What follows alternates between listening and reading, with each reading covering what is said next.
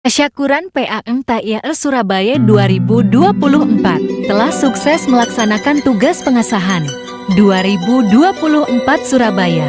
Setelah kita ketahui bersama bahwa secara garis besar, inti ajaran dalam PSHT terdiri atas 5 aspek, yakni persaudaraan, olahraga, bela diri, seni budaya, dan kerohanian. Di sini akan diuraikan bagaimana sebenarnya hakikat persaudaraan dalam ruang lingkup keluarga besar. Persaudaraan Setia Hati Teret PSHT. Persaudaraan Setia Hati Teret, nama organisasi kita ini tidak menggunakan kata perguruan. Ini melambangkan bahwa hubungan batin atau jalinan kasih antar sesama warga maupun anggota yang tergabung di dalamnya adalah seperti layaknya hubungan persaudaraan antara manusia dengan manusia yang berasal dari satu kandungan, yakni hubungan yang tidak membedakan siapa aku dan siapa engkau. Pun dipertegas bahwa persaudaraan yang terkandung di dalam tubuh PSHT adalah hubungan atau jalinan cinta kasih sejati antara sesama, warga maupun anggota yang tidak dilatar belakangi oleh unsur isyair suku, agama, ras, dan antar golongan. Tidak juga oleh derajat dan kedudukan sosial ekonomi seseorang, akan tetapi merupakan jalinan persaudaraan yang kekal dan abadi, yang satu sama lain sanggup menanggung cobaan dunia dan konsekuensi hidup secara bersama-sama dengan tetap berpegang teguh pada pendirian yang diyakini, kebenarannya secara bersama-sama pula. Dalam pada itu, tidak jarang dalam mengarungi kehidupannya, manusia mengalami persinggungan hidup terhadap manusia lain. Kenyataan ini timbul sebagai akibat dari kepentingan manusia yang memang berbeda-beda, dan kepentingan itu secara logis bisa berasal dari kemauan masing-masing individu, bisa pula berasal dari latar belakang lain yang sifatnya subjektif.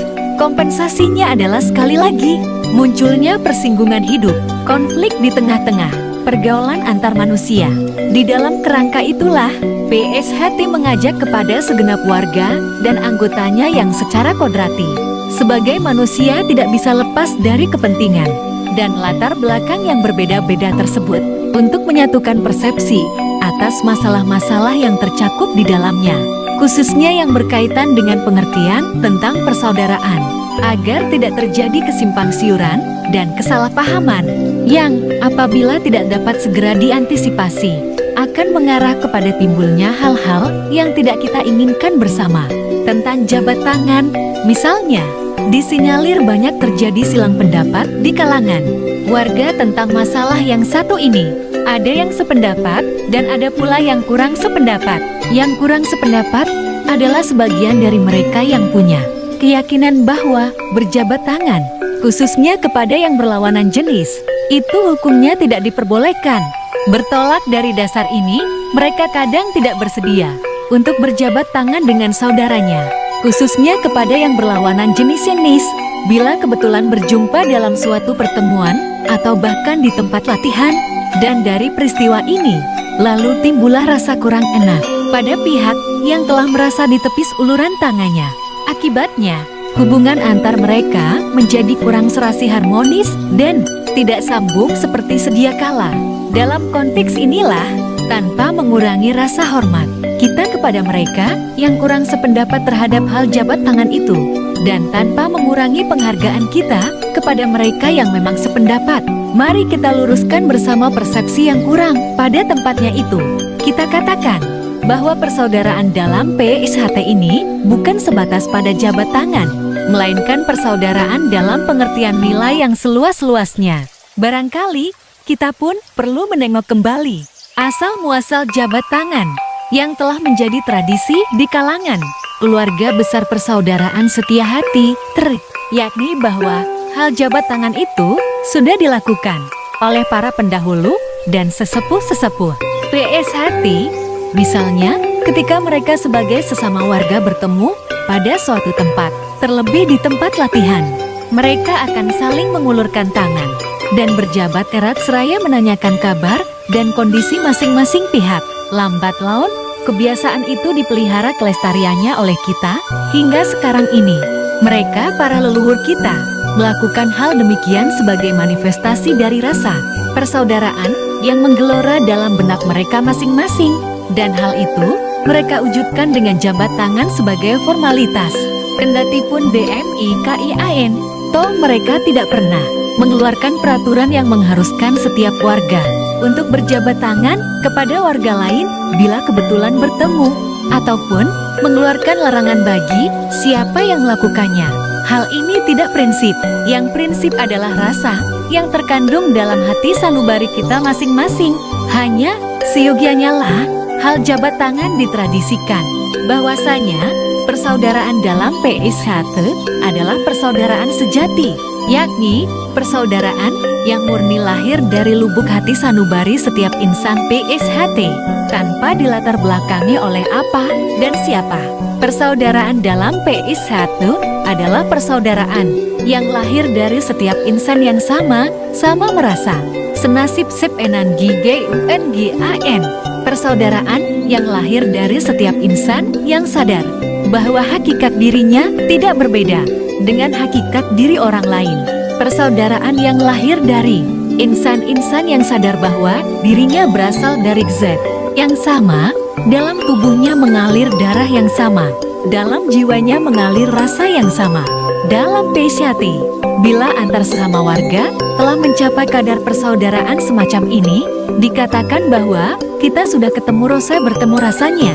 Namun demikian, janganlah disalahartikan esensi nilai dari sebuah persaudaraan yang sudah ketemu rasi tersebut. Janganlah menjadikan kerancuan atas apa yang disebut dengan persaudaraan yang sudah tidak memandang lagi siapa aku dan siapa engkau itu. Ketemu rose bukan berarti tanpa batasan. Tidak memandang lagi siapa aku dan siapa engkau bukan berarti dijebiah uyah pada asen. Sama dalam arti sempit, persaudaraan dalam PSHT adalah persaudaraan yang tetap menjunjung tinggi UNJJA, persaudaraan yang tetap berpedoman pada tata krama dan sopan santun sesuai dengan adat istiadat dan budaya bangsa. Korelasinya adalah bahwa di dalam tubuh PSHT tidak terdapat hubungan antara guru dengan murid, akan tetapi yang ada hanyalah hubungan antara saudara dengan saudara, di mana saudara yang lebih muda harus menghormati saudara yang lebih tua. Saudara yang lebih tua harus menyayangi saudara yang lebih muda dan tidak boleh semena-mena. Serta saudara yang sebaya harus saling menghargai dan saling menyayangi. Kita ibaratkan kemudian bahwa persaudaraan dalam PSHT adalah persaudaraan yang dalam sanepan dikatakan, aduh tan womenan, centhat tan senggolan jauh tak berjarak, dekat tak bersentuhan. Lalu bagaimanakah agar kita dapat mencapai tataran persaudaraan yang ketemu rosi dan persaudaraan yang jauh tidak berjarak, dekat tak bersentuhan tersebut? Sebelum kita menjawab secara eksplisit pertanyaan tersebut di atas, alangkah baiknya kita ketahui dulu 5 sifat watak yang harus dimiliki oleh setiap insan. Persaudaraan setia hati teret. Kelima sifat tersebut adalah 1. Bertakwa kepada Tuhan Yang Maha Esa. 2. Berbudi pekerti luhur. 3. Berani dan tidak takut mati. 4. Sederhana dan 5. Mamayo hayuning bawana menjaga keselamatan dan ketentraman dunia. Pertama, bertakwa kepada Tuhan Yang Maha Esa.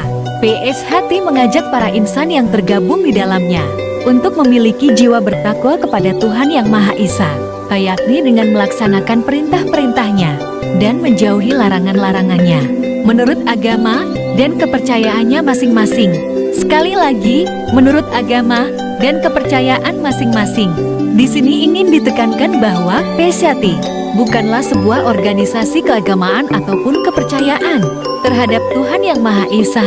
PSHT adalah organisasi sosial kebudayaan yang tidak berkiblat pada salah satu agama manapun.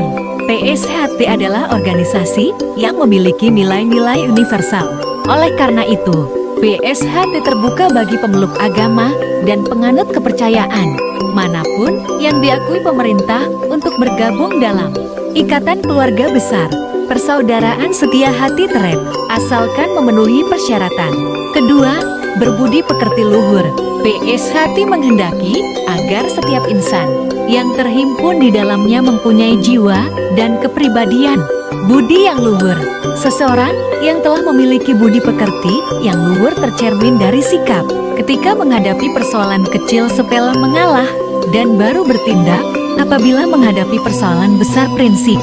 Yang dimaksud dengan persoalan kecil sepele adalah persoalan-persoalan yang belum menyangkut terancamnya kelangsungan hidup seseorang. Dalam kaitan ini, insan PSHT harus bersandar pada pedoman ngalah mengalah, ngalih menghindar, namuk bertindak. Sedangkan soal yang sudah mengancam kelangsungan hidup seseorang adalah soal prinsip besar yang harus dibela sampai titik darah penghabisan. Pun soal yang menyangkut harkat dan martabat seseorang. Dalam kaitan ini, insan PSHT dituntut untuk sedapat mungkin bersikap bijaksana dan dapat memilah-milah dengan cermat mana yang prinsip dan mana yang tidak prinsip. Ketiga, berani dan tidak takut mati.